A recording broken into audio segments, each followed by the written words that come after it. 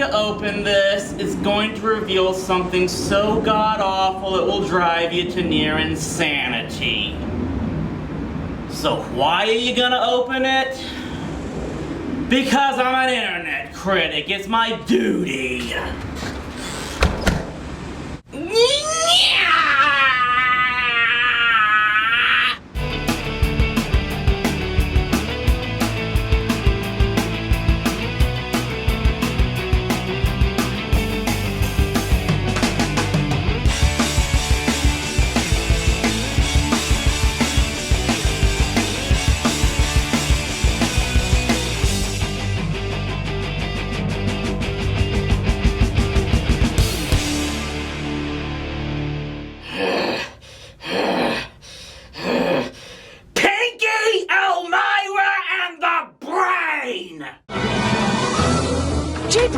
What do you want to do today? The same thing we do every day, Pinky. Endure Elmyra, then try to take over the world! Oh yeah, I'm guessing quite a few of you have been waiting for me to go after this one. So the last time we had TV trash, I talked about shows that were screwed over and died too soon. Well, how about a show that was screwed over and retooled into a show that fully deserved to get its quick end? Welcome to one of the biggest examples of executives needing to get their noses out of creators' business and the show that practically killed Warner Brothers' run of great syndicated animation.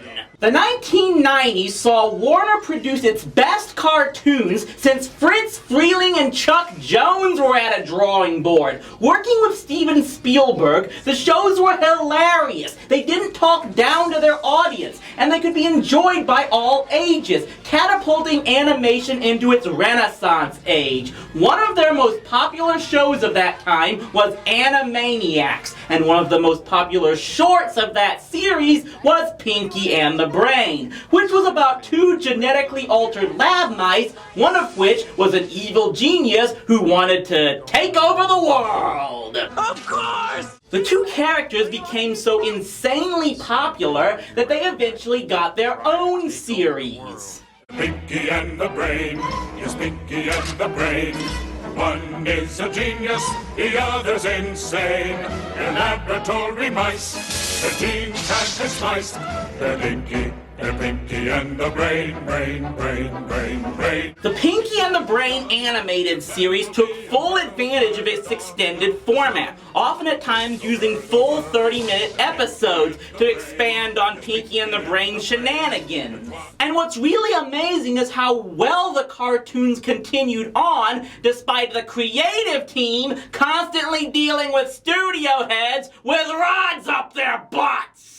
Now, I'm not exactly sure who was most responsible for this, and I want to give Steven Spielberg the benefit of the doubt because, face it, the guy's a genius. He practically invented the summer blockbuster movie. His ability to mix storytelling with high-quality production made him a regular on Oscar night, and oh yeah, he made the greatest movie of all time. But someone among Spielberg and the other suits at Warner supposedly couldn't grasp the ironic concept of a villain as a protagonist, and thus were constantly telling the writers to add in stuff like, say, other characters. The Pinky and the Brain. And Larry. Yes, Pinky and the Brain. And Larry. One is a genius, the other's insane. The other one's Larry. It's all about teamwork.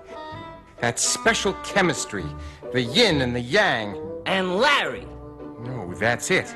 It's just yin and yang. There shouldn't be a Larry. The constant meddling in their affairs drove the producer of the show, Peter Hastings, to finally leave Warner for Disney, with his last episode being "You'll Never Eat Pellets in This Town Again," which was one big take that to network meddling and wouldn't be the last one the creators would do. Finally, in 1998, the show was dropped to be replaced with another version of the show, in which a studio mandated additional character from one of Warner's previous shows would join the cast. And you know, that might have worked with the right concept.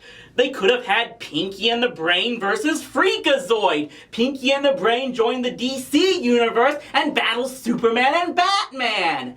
Anything but this! Pinky and I are being held hostage by some horrible little girl whose name escapes me right now. Elmyra.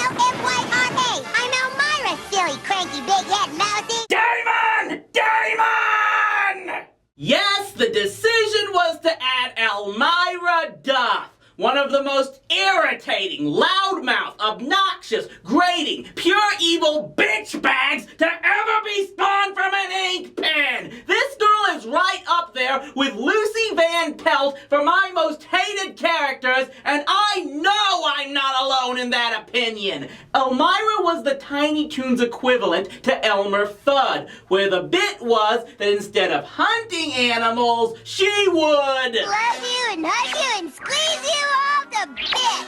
This character is a big reason PETA is allowed to exist. The way she would abuse Buster Bunny, Furball, and the other Tiny Toons characters made a lot of viewers want to put her on their knees, and not in the creepy fetish style way. She was so hated by the audience that many of them did not feel sorry for her when the show's main antagonist, Montana Max, stood her up for the prom. So the idea to make the show better is to throw in one of the most despised characters in the studio's history. Who thinks that's a good idea?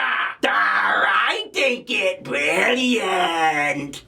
Now, I'm pretty sure there was an episode of some kind detailing the backstory for this revamp, because I seem to remember watching it just before the new show premiered, but I couldn't find that cartoon anywhere. Supposedly what happened is Acme Labs was shut down and condemned to make room for an XP of a Disney store, subtle reference to Peter Hastings there. Meanwhile, our two mice are being pursued by another evil mastermind named Wally Faust, who I sadly couldn't get footage of, but suffice it to say I'm surprised Christopher Walken didn't sue for infringement. So the two mice were constantly hiding from the Walken XP and found themselves trapped in a pet shop where they smuggled themselves out in a turtle that Elmyra bought, figuring her place will be the safest to hide from Faust. You guys would have been safer in the owl house at the zoo, trust me! Furry things are nice.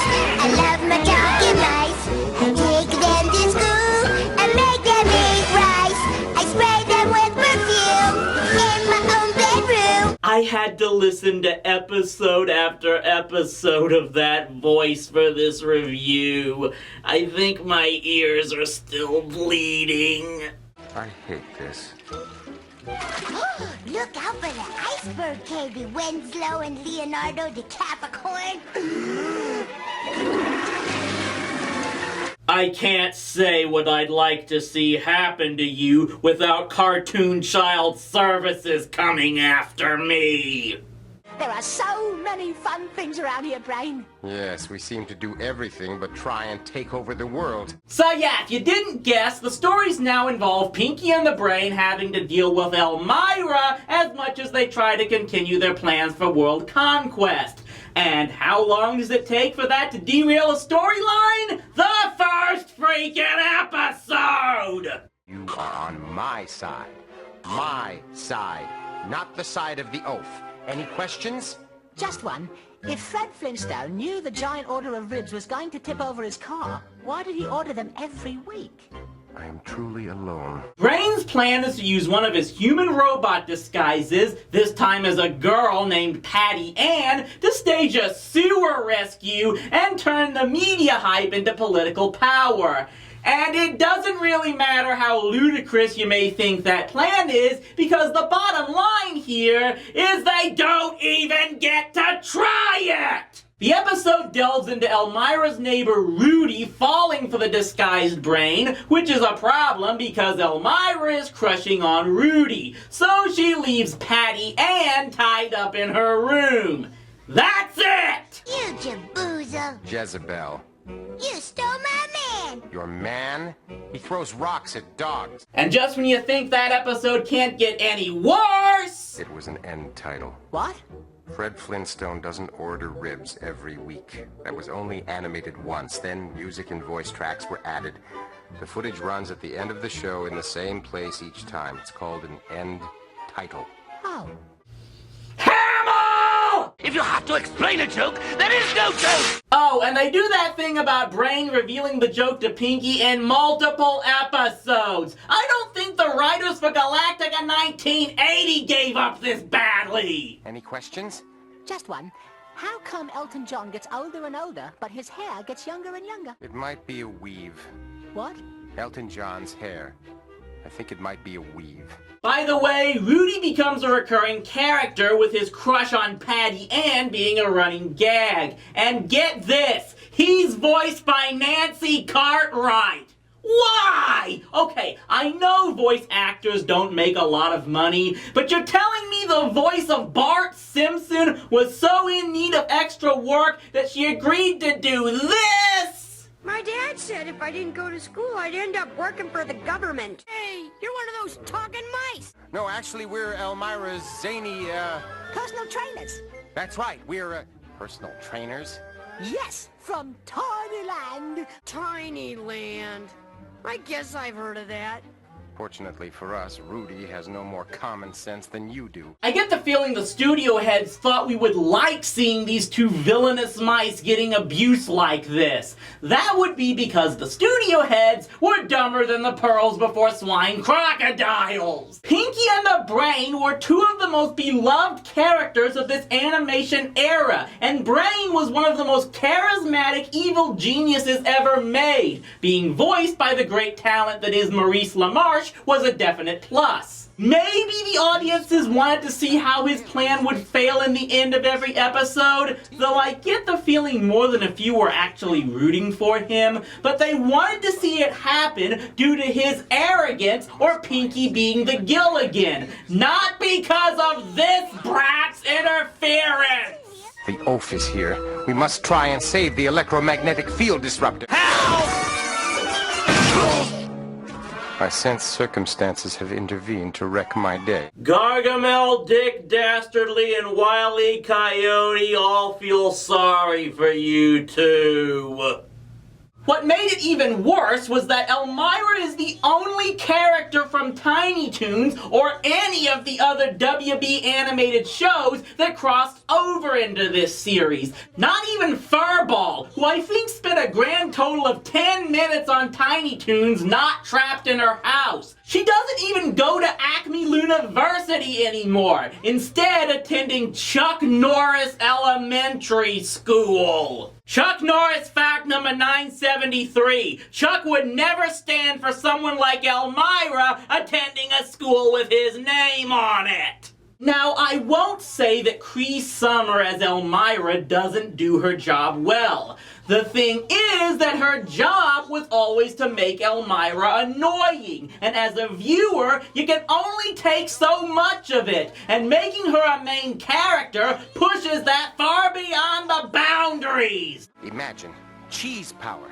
a cheap, efficient fuel source derived from the synergistic fusion of congealed bovine discharge. Cranky big hat mousey said the young stink party talk. He's gonna get his mouth washed out with soap. Mosey's wanted in a transporter room. It's time to play Scotty Says. This promises to be grim. Scotty says, beam up. Scotty says, beam down. Okay! I have two choices! Go into a blind rage that will certainly terminate my lease, or calm myself down with Desiree Goyette. We'll be right back!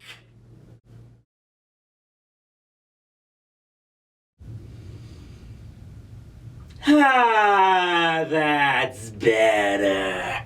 Anyway, I doubt they could seriously find a way to make this show any more annoying.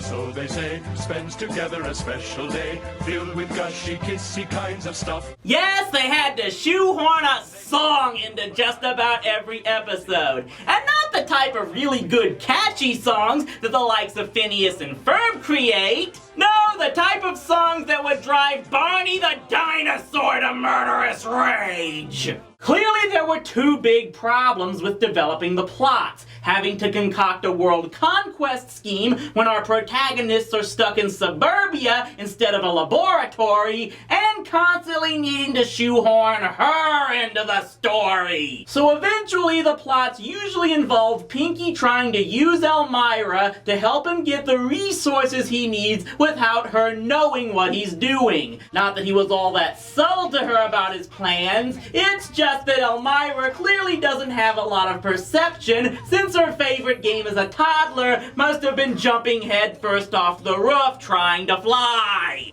Run and jump inside the light. Run right now.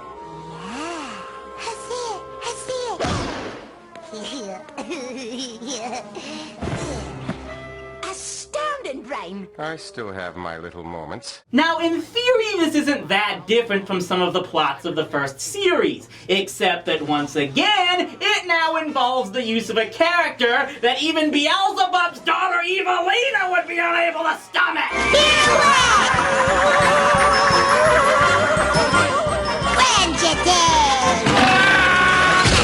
Oh, this isn't so bad, is it, Brain? So we get wonderful storylines like Pinky and the Brain helping Elmyra win the spelling bee so they could use the prize money to get the equipment needed to recreate Jurassic Park. Pretty sure the prize for a spelling bee comes in scholarship form, but that's a detail that would require the creative staff to care. Cheaters! Oh! We learned a valuable lesson, Pinky. Yes, 2 is not a letter. No, I mean cheaters never prosper. Oh, that. Yes, because if you want to take over the world, make sure you at least do it honestly. I'd bang my head against the wall, but I think Mark Evanier's doing it enough for me. We can use the cold fusion generator to win the science fair. Well, if your project is that good, why don't you just use it to take over the world now? Actually, I'd thought of that, but I really want that science kit. Okay, Brain, clearly stupidity is contagious. Get out of that house before Elmyra infects you to the point of no return! And then this one where he grooms Elmyra to qualify for a trip on a space shuttle so he can reprogram the satellite it's transporting. This episode is supposed to be based on My Fair Lady, and when she's all that is a better reinterpretation of that story, you're really hitting rock bottom. Mercury is closest to the sun. Mercury is closest to the sun. Once again? Mercury is closest to the sun. I think she has it. Regardless, the plan actually works this time, and then this happens. She'll be up in space for 2 whole weeks, Narv. You could just sit around and think big thoughts and not wear doll dresses, but then you'd have to give up your plan to take over the world. Enjoy yourself, Pinky. We must rest up for tomorrow. What are we going to do tomorrow, Brain? The same thing we did today, Pinky. Nothing. Ha! Yes, the resolution to this plot is that Brain decides 2 weeks away from Elmyra is worth more than his desire for world conquest. And the fact that that makes perfect sense to me just shows how low this series is. In the few episodes I have of this show, I think I've shown you enough as to why it was a bomb. It didn't help that at the same time this show was injecting its rot into the Kids WB lineup, Peter Hastings helped launch Disney's Saturday Morning 1 lineup for ABC, and it obliterated Kids WB in the ratings. The show as a single entity was dropped after 5 episodes, and the remaining shorts that were produced were tossed into its replacement, the Cat and Birdie Warner Rooney Pinky Brainy Big Cartoony Show, with its only legacy being the absolutely beautiful FU to the executives that they somehow got into the theme song. Pinky and the Brain share a new domain. It's what the network wants. Why bother to complain? The earth remains of gold. Some things they can't control. They're Pinky, Elmyra, and the brain. I deeply resent this. Why bother to complain? Because it's my damn job to do so! There are no words to describe how much of a stupid, unnecessary disaster this show was. They took two of Warner's most beloved new characters and shoehorned in one of their most despised for no damn good reason. The plot's given Sip It a bad name, the new characters and concepts add absolutely nothing good, and no one with a modicum of knowledge as to what their audiences liked would have thought it was a good idea to make this devil child the focus of the show! Time Warner never collaborated with Spielberg on an animated series again, and their run of syndicated animation died. The only silver lining was that Warner then pooled its animation resources fully into making original series on Cartoon Network, allowing the cartoons to continue the animation renaissance. Until new management near the end of the 2000s completely bulldozed that, but that's a topic for another time. Come guys, after I clear out my bank account to donate to the ASPCA, we must prepare for tomorrow. What are we gonna do tomorrow, Rowdy? Find out whoever left this on our doorstep and make them pay, and then continue to take down bad TV! The Rowdy, and the Ninja Cats.